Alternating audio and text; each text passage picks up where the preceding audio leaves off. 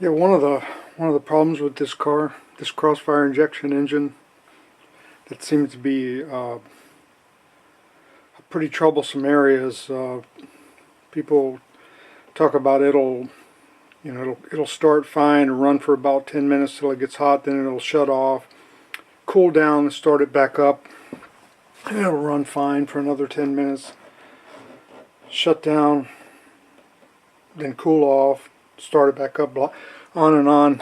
But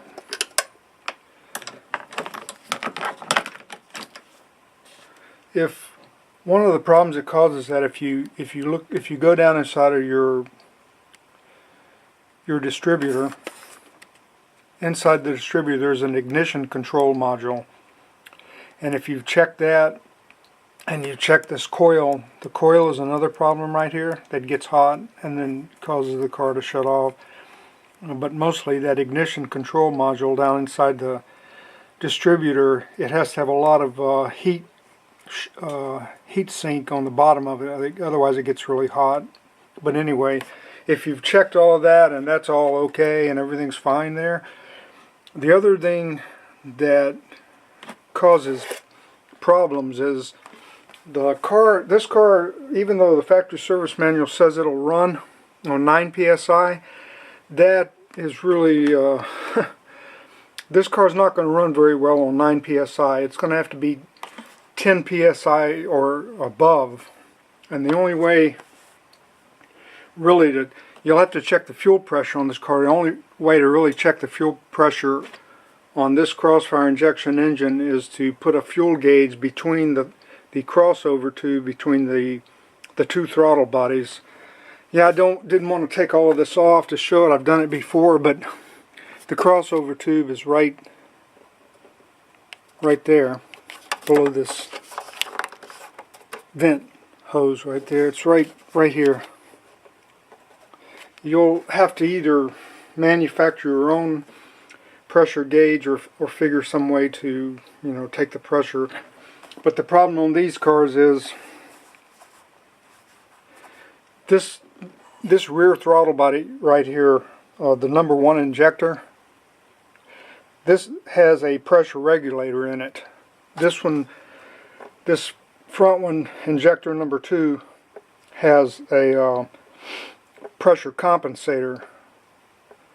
This is the one that has the pressure regulator in it. So the only way you're going to get a good accurate reading on your fuel pressure is to take a test between the two throttle bodies, because you may have 10 psi or 11 psi, whatever you're running over here, but you won't have it over here.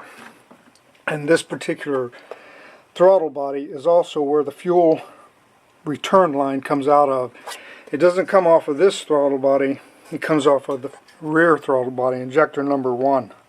So what you can do is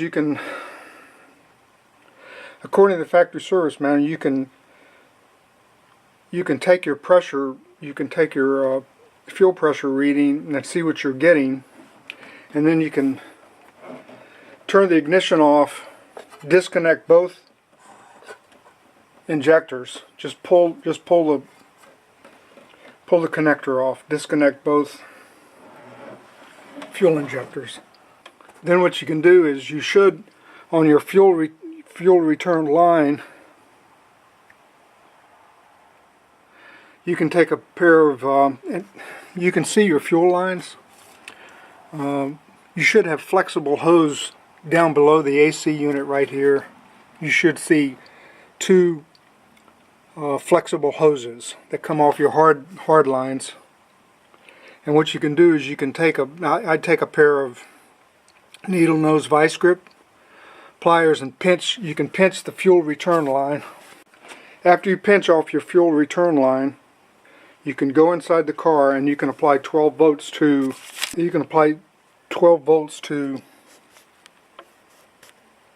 terminal G, which is the bottom left terminal on your ACLC connector, your data link connector inside the car.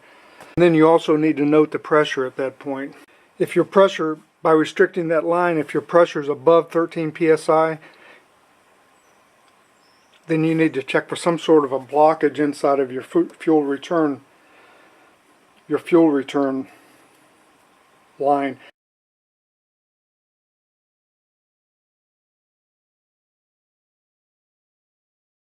Maybe at the fuel pump, inline fuel pump inside the tank, or your inlet, your filter. If all the lines are okay, then you probably need to take a look at your rear injector and see what's going on. See if you probably got some sort of a problem inside of your fuel injector there. But once you pinch off your fuel return line, apply 12 volts to terminal G on your your data link, which is the bottom left is terminal G, the bottom left terminal inside your data link connector. You should, if it's above 13 psi, then you need to check for some sort of restriction in the fuel line somewhere, the filter or somewhere in the tank.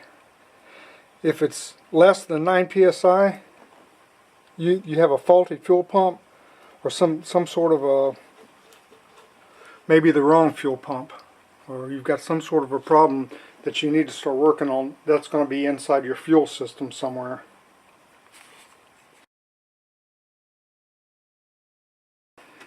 If you're checking the fuel pressure on your car, you cannot check prior to this front injector number 2, because you may not have the same fuel pressure over here. The only way to accurately check the fuel pressure on a crossfire injection engine is in the crossover tube between injector number 2 and injector number 1, the front and the rear. That's the only way you're going to see, and you need at least 10 psi, preferably 11, somewhere around in there, but 9 psi according to the factory service manual, that's not going to cut it on this car.